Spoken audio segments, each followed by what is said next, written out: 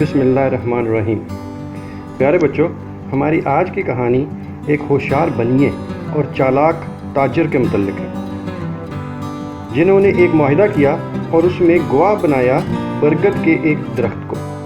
پھر اس معاہدے کے ساتھ کیا ہوا، یہ سب اس کہانی میں ہم آپ کو بتائیں گے۔ مگر کہانی شروع کرنے سے پہلے اگر آپ نے ابھی تک ہمارے اس چینل قصہ کہانی کو سبسکرائب نہیں کیا تو جلدی سے سبسکرائب کر لیں تاکہ ہر آنے والی نئی دلچسپ کہانی سب سے پہلے آپ کے پاس پہنچ سکے۔ اور اگر یہ کہانی اچھی لگے تو لائک بھی ضرور کر دیجئے گا۔ تو پھر آئیے شروع کرتے ہیں آج کی کہانی، گواہ۔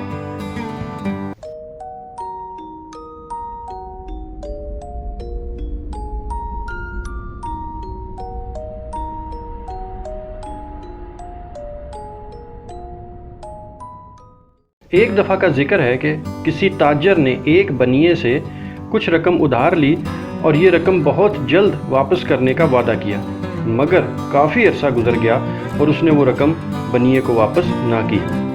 بنیے نے اس سے کئی دفعہ اپنی رقم کی واپسی کا تقاضا کیا، مگر تاجر ہمیشہ ٹال مٹول سے کام لیتا رہا۔ جب کافی عرصہ گزر گیا اور تاجر نے وعدے کے باوجود بنیے کی رقم واپس نہ کی تو ایک روز وہ بنیا تاجر کے گھر چلا گیا۔ اس وقت اس کے گھر میں اس کے بہت سے مہمان موجود تھے۔ ان کے سامنے ہی بنیے نے تاجر سے اپنے قرضے کی واپسی کا سختی سے مطالبہ کر دیا۔ یہ بات سن کر تاجر کو مہمانوں کے سامنے بہت شرمندگی ہوئی اور اسے غصہ بھی بہت آیا، مگر وہ چپ رہا اور اس نے اگلے روز رقم واپس کرنے کا وعدہ کر لیا۔ مہمانوں کے سامنے بنیے نے اس کی جو بے عزتی کی تھی اس کا تاجر کو بہت غصہ تھا اور وہ اس بات کا بنیے سے بدلہ لینا چاہتا تھا، لہٰذا بنیے کو سبق سکھانے کے لیے اس نے ایک منصوبہ بنا لیا۔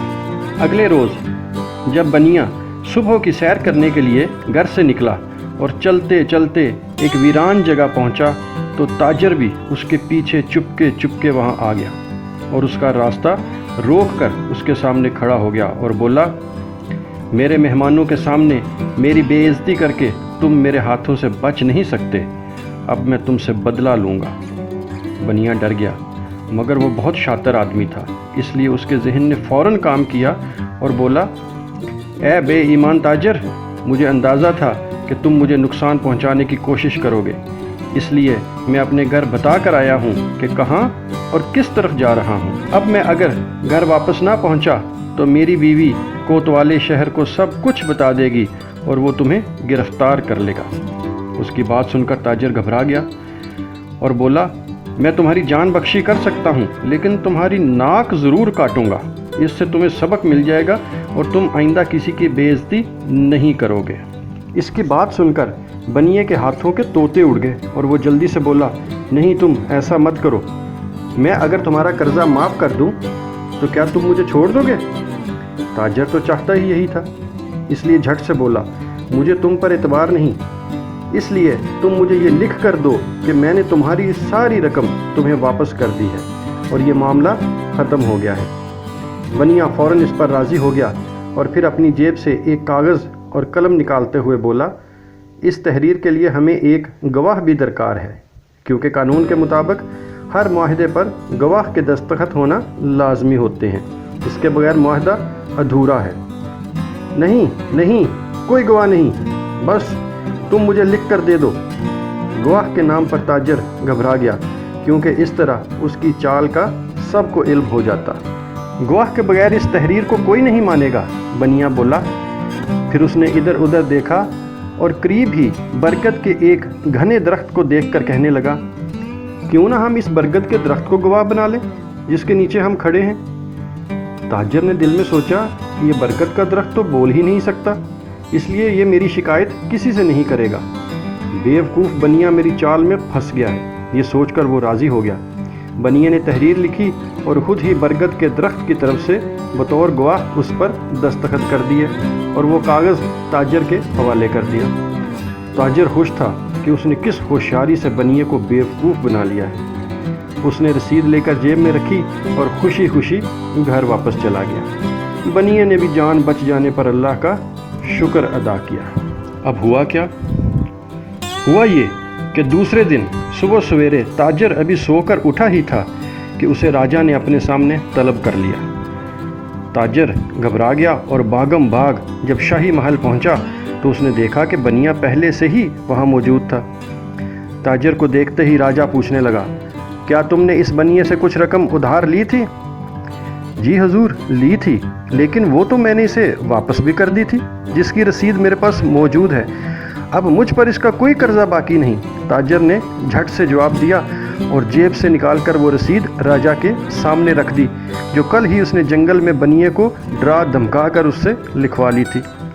راجا نے اس رسید کو غور سے دیکھا، اس پر لکھی عبارت کو پڑھا اور بولا، اس میں تو لکھا ہے کہ تمہارے اس لین دین کا گواہ برگد کا درخت ہے۔ یہ کیسی عجیب بات ہے؟ راجا نے حیران ہو کر پوچھا۔ برگد کا درخت اس لیے گواہ ہے کہ جس وقت یہ لین دین ہوا اس وقت وہاں جنگل میں کوئی آدمی موجود نہ تھا، تاجر نے وضاحت کی۔ یعنی تم مانتے ہو کہ تم نے اس بنیے کو جنگل میں زبردستی گھیر لیا تھا؟ راجا نے غصے سے پوچھا۔ نہیں حضور، یہ محض اتفاق تھا کہ یہ مجھے وہاں جنگل میں مل گیا تھا، تاجر گھبرا گیا۔ راجا نے ایک بار پھر رسید کو دیکھا اور بولا، اگر تمہاری بات کو مان بھی لیا جائے تو پھر بھی یہ رسید فضول ہے، کیونکہ اس پر بنیے کے دستخط موجود ہی نہیں ہیں۔ کیا؟ تاجر حیرت سے چلا اٹھا۔ اس نے رسید راجا سے لے کر دیکھی تو اس کا رنگ پیلا پڑ گیا، کیونکہ اس پر صرف برگد کے درخت کے بطور گواہ دستخط تھے۔ بنیے نے چالاکی سے اسے دھوکہ دے دیا تھا اور صرف برگد کے درخت کی طرف سے اس کاغذ پر دستخط کیے تھے اور اپنے دستخط نہیں کیے تھے، جسے اس وقت تاجر نے دیکھا ہی نہیں تھا۔ بنیا اسے ایک دفعہ پھر چکمہ دے گیا تھا۔ راجا نے تاجر کو حکم دیا کہ وہ اسی وقت فوراً بنیے کا قرضہ ادا کرے اور دھوکہ دینے کے جرم میں دگنی رقم بطور جرمانہ بھی ادا کرے۔ سچ ہے، جو کسی کو دھوکہ دیتا ہے وہ خود دھوکہ کھا جاتا ہے۔